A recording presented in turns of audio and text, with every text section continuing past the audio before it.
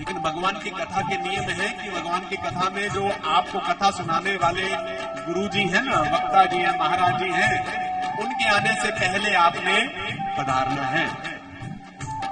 ये कथा का सबसे पहला नियम है। दूसरा नियम कि जिस आसन पर आपने एक दिन बैठ करके कथा सुनी, अगले दिन भी आप उसी आसन पर बैठ करके कथा सुनेंगे तो आपको उसका पूर्ण फल मिलेगा। अपना आसन जो है वो बार बार बदलना नहीं चाहिए, क्योंकि जो भूमि है, जो आसन है, उसने आपको कुछ प्रदान किया है और कल वो भूमि आपका फिर इंतजार करेगी, फिर वो भूमि आपके भाग्य को जागृत करेगी। क्योंकि आज ना हम कितने परेशान हैं, इतनी परेशानी कि बात बात पर हम परेशान हो जाते हैं। इसलिए भगवान की कथा से आपको कुछ मिले। जब आपको कुछ मिलेगा, आप हमें कहेंगे कि पंडित जी हमने भोले बाबा की कथा सुनी, हमें ये लाभ प्राप्त हुआ, तो हम कितने गदगद होंगे बताओ।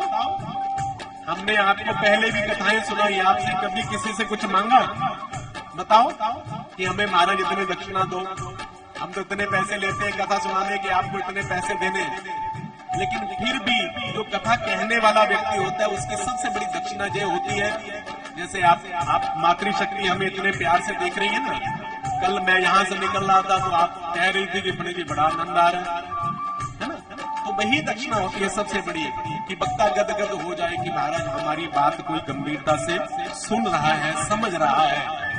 और हमारा काम है आप सभी भोले बटकों को भोले बाबा से मिला देना।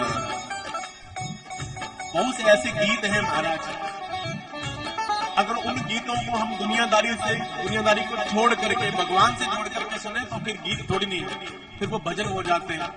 अगर हमारी बुद्धि उस फिल्मी गाने में चली गई या उस फिल्मी हीरोइन में चली गई, फिल्मी हीरो में चली गई, तो फिर समझ लो कि हमारा अपनी बुद्धि के ऊपर कोई नियंत्रण नहीं है। फिर उस बात की इतनी मर्जी बड़ी कोई कंट्रोवर्सी भी हो जाए, भैया हम यहाँ पर अपने प्यारे